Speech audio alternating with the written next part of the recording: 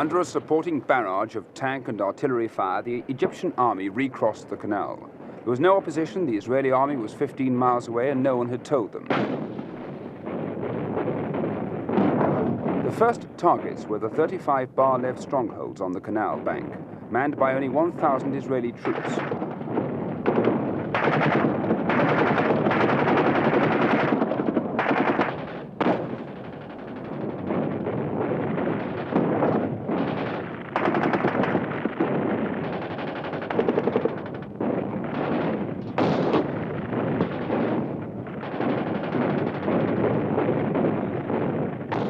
.107mm recoilless rifles then cut a path for the infantry through the wire and mines.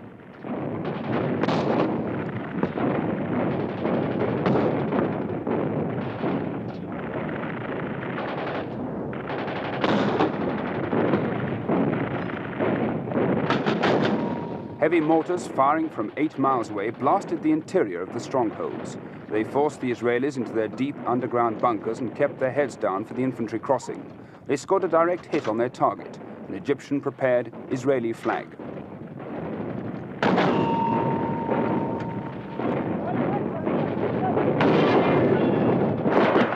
The task for the infantry was to maintain a foothold in Sinai for 48 hours before the tanks and artillery could be brought across.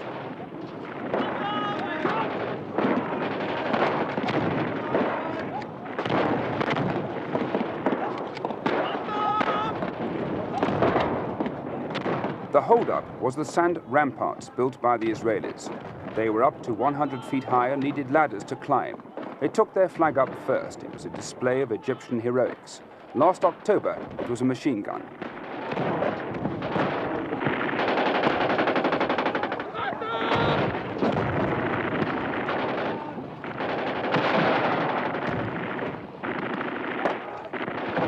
In the second wave came the portable infantry, guns and rockets.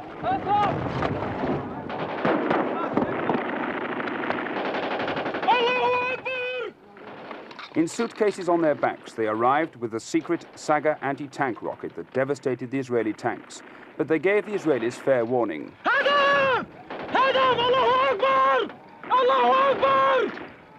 So, with screams of "God is great, I have a target in my sights," they stormed the Bar-Lev line with flamethrowers, rockets and guns.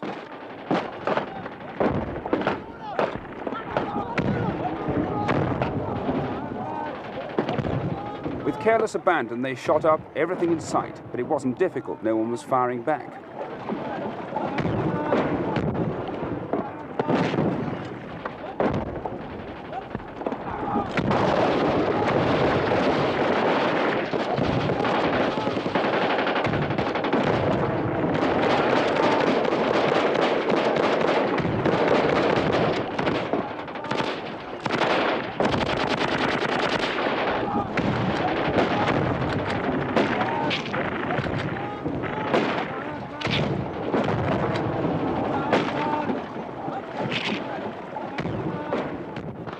Simultaneously, the Bitter Lakes were crossed with Yugoslavian amphibious troop carriers. This was the attack on Kibrit stronghold. It held out for 2 days with 35 Israelis inside. They were underground and called on their own artillery to shell them and to dislodge the Egyptians. But it failed and all of them either surrendered or were killed. Now, with the infantry in Sinai, they had the job of opening the ramparts.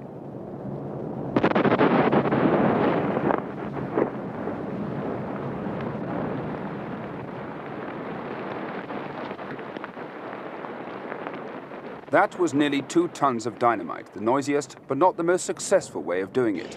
A young officer hit on the simple idea of hosing the sandbanks down. Their reenactment was chaotic. One officer was nearly demented with despair. He finally fell in the canal. 2 of the 3 pumps wouldn't start. One brigadier blamed Britain because the pumps were originally bought from us for irrigation.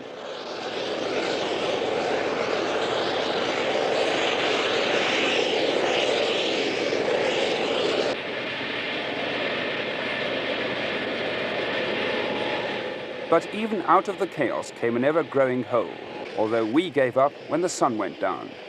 In all, they cut 60 gaps this way, each taking up to 10 hours.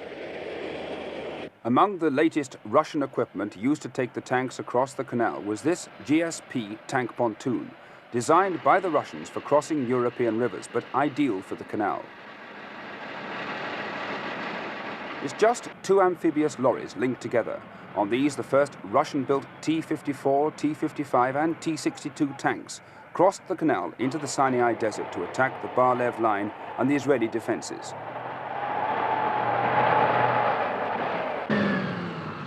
Another surprise for the Israelis was the speed of the Egyptian bridge-building operation. With Russian PMP pontoons used for the first time in combat, the bridge was constructed in 45 minutes.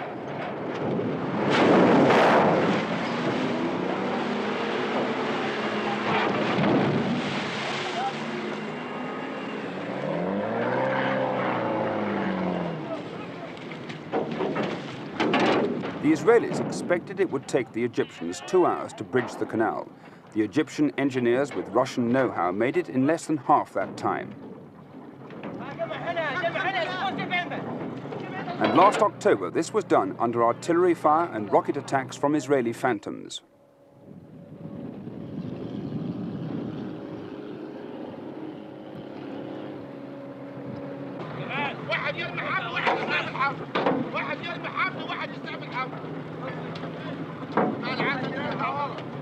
Again, it all looked chaotic, but each Egyptian soldier knew his job and the bridge was completed, ready for the tanks to roll across and deploy in Sinai.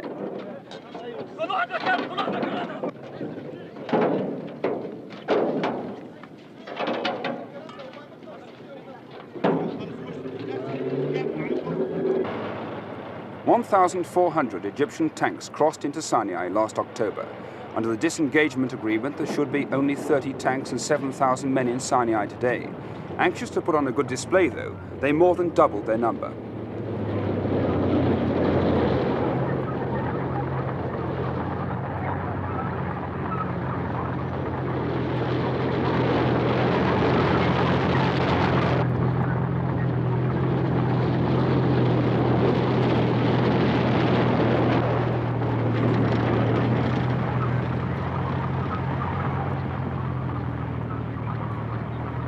Thankfully, as we deployed in battle formation in the desert, there was no response from either the Israeli army or the United Nations forces in the buffer zone between the Israelis and the Egyptians.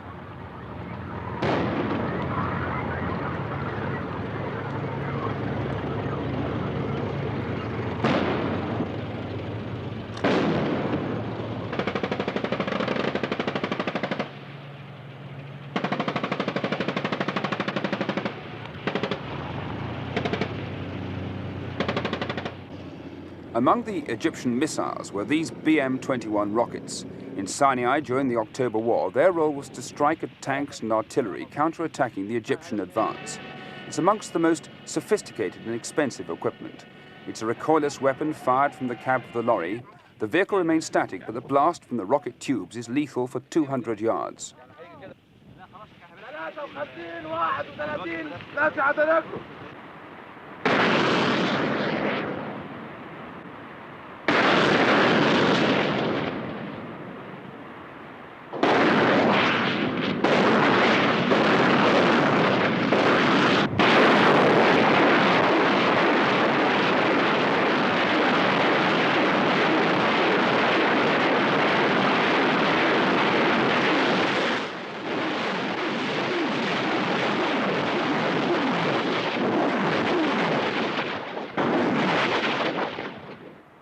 This was live ammunition, and every rocket costs the Egyptians £800.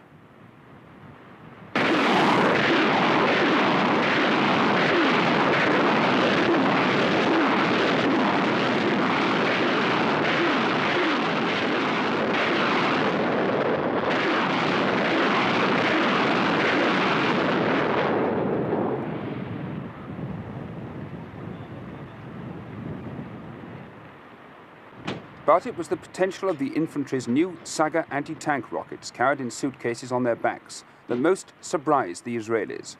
They said they'd never come up against anything like it.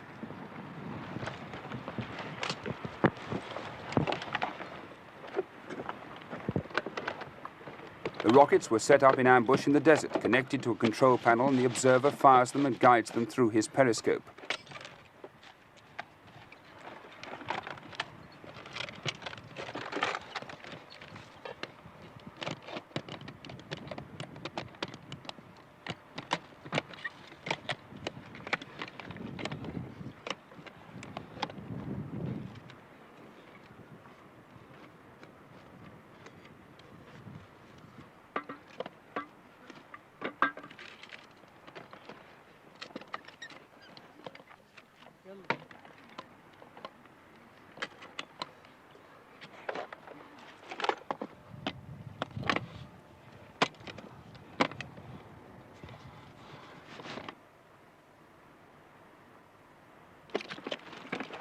The rocket is guided through a fine wire fired from the observer.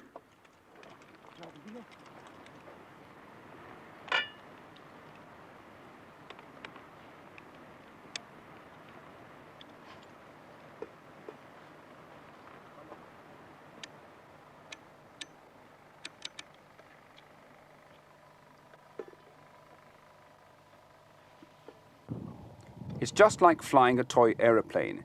Every Saga anti-tank man has to fire 100 rockets before he's considered fully trained. At £3,000 a time, it's an expensive way to go to war. But these were practice rockets fired at their own tanks with smoke warheads rather than high explosive. With their range of a mile, it would be almost impossible for the tank men to spot them.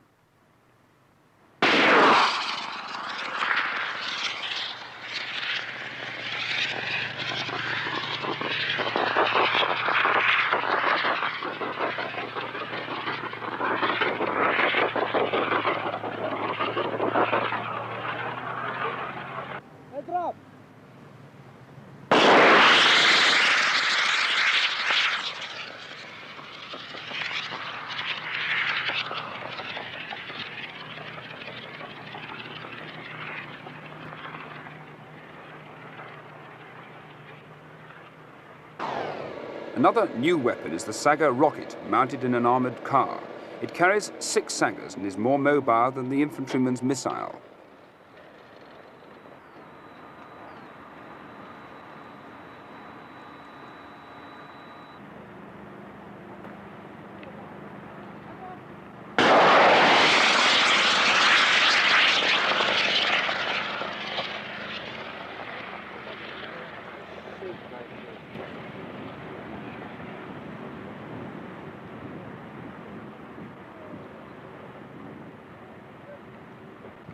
Apart from missiles, we also saw the Shilka anti-aircraft gun guarding the bridgeheads.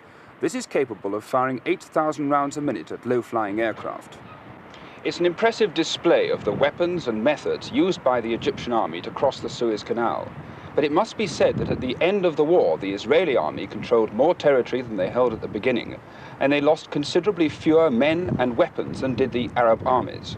It wasn't sophisticated weapons like this that settled the Middle Eastern war. It was the Arab oil embargo and the consequent political pressures on Israel and the efforts of Dr. Kissinger. But to the Egyptian army, the crossing of the Suez Canal was the epic operation. They haven't had much to boast about, and the fact that they're showing off now suggests just how much the successful crossing of the canal has meant to their morale and confidence. Keith Hatfield, News at 10, with the Egyptian Third Army on the Suez Canal.